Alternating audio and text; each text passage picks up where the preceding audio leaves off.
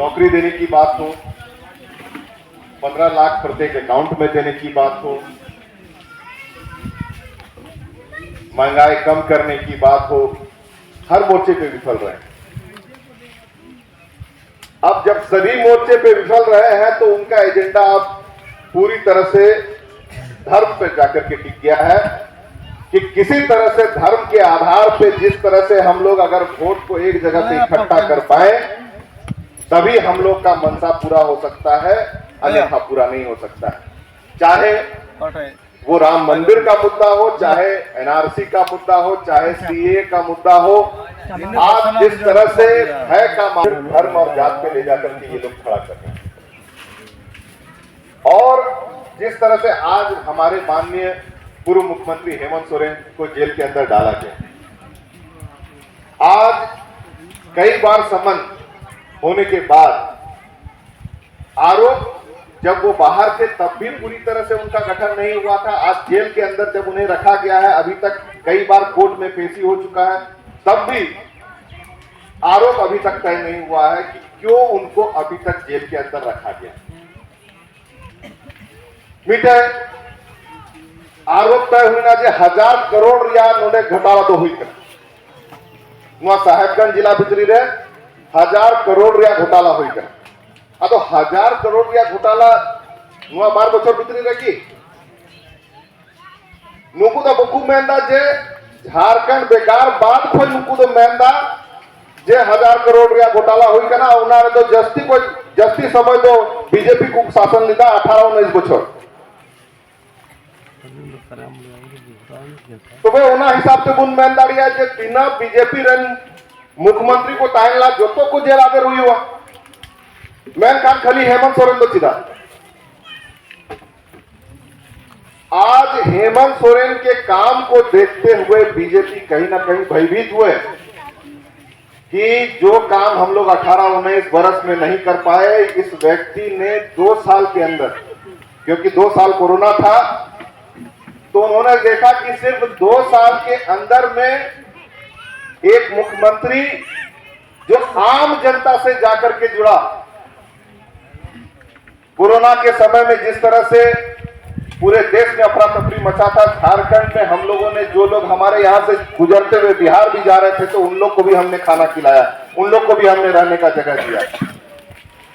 जो लोग आ नहीं सक रहे थे हम लोगों ने उनको अपने जहां जहां पे काम कर रहे थे, चाहे वो बंबई हो, दिल्ली हो, वहां पे हम लोगों ने खाना पहुंचाया, क्योंकि मैं भी उसका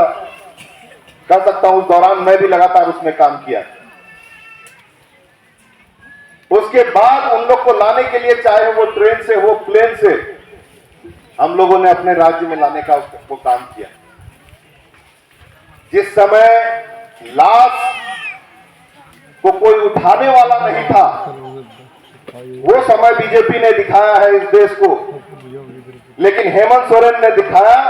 कि अगर दिल में चाहत है, इच्छा है, तो चाहे वो हमारा देश, हमारा राज्य का आदमी कहीं भी हो, हम उस तक मदद पहुंचा सकते हैं। इसी चीज से बीजेपी डरी और आज 2 साल के अंदर में जिस तरह से उन्होंने काम किया, बीजेपी वाला 10 साल के अंदर में या ये राज्य के अंदर में 18-19 साल राज किया, लेकिन ये कभी नहीं सोचा कि यहाँ के बड़े बूढ़े बुजुर्ग जो है किस तरह से पेंशन किस तरह से उनको मिलेगा। सब बीपीएल खाली बोलते रहते थे। हेमंत सोरेन आए तो उन्होंने कहा जितना 60 वर्ष से ऊपर लोग हैं सबको हम पेंशन देने का काम करेंगे। 8.5 लाख आवास जो कि केंद्र सरकार को देना था, नुआ तो तीनों बीजेपी उनको खुली हुई हुआ जे आपको हक अधिकार या चिता पे मिला कि 8.5 लाख आवास जो कि केंद्र सरकार को देना था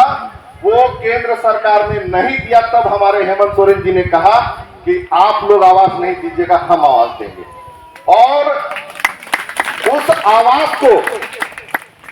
जो पहले की 2 कमरा का था उसको 3 कमरा का करके 12 लाख रिया आवास एमरिया योजना नुआ जो तो प्रत्येक पंचायत प्रत्येक प्रखंड खोई दो आयमा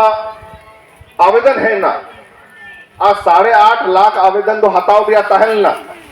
मैं 20 लाख कोई जस्ती आवेदन दो पूरे झारखंड दिसम रे है सेटरना अदो हेमंत उना कथा हर और मैन किदा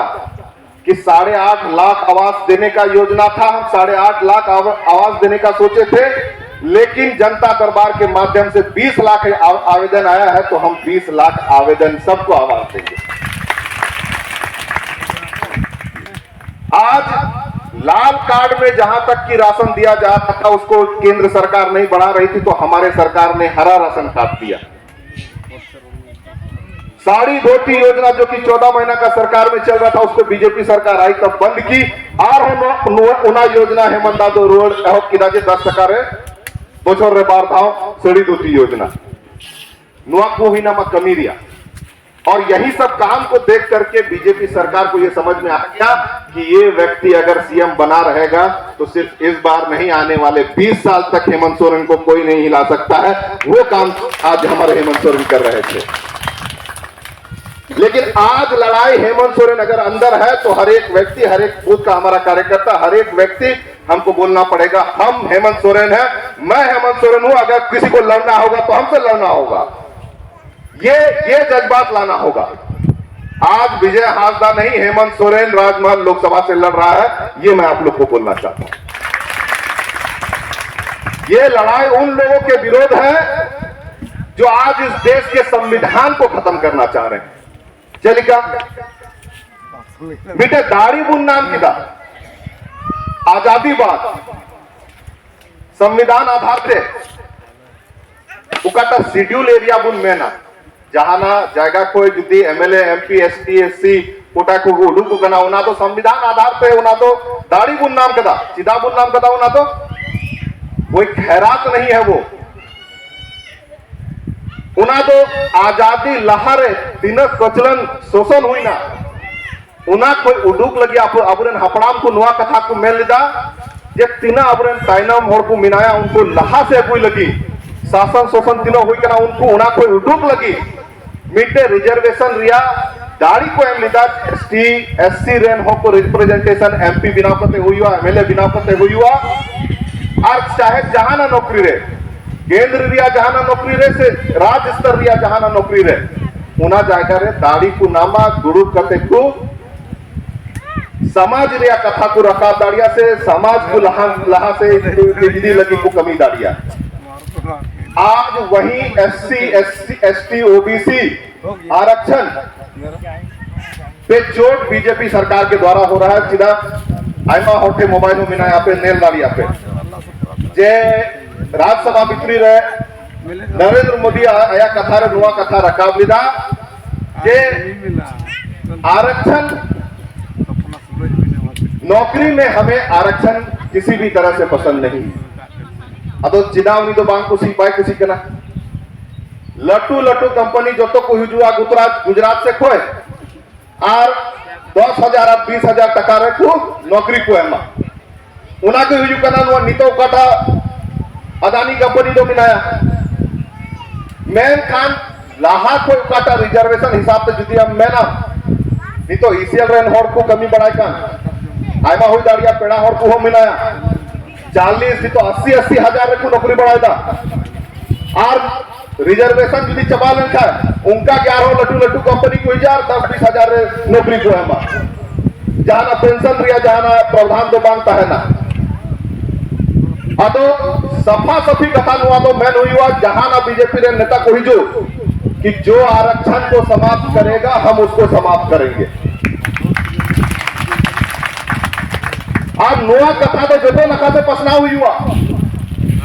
सीधा नुआ तो खाली मीटे लोकसभा स्तर दिया कथा तो बांध करना पूरे देशम रे भारत देश में पूरे 131 सीट है जहां पे कि एसटी और एससी हमारे जैसे आरक्षित लोग चुन करके आते हैं सदन के अंदर अपने बात को रख सकते हैं। आज उस व्यवस्था को समाप्त करने का प्रयास ये बीजेपी सरकार कर रही है। मनुवादी विचार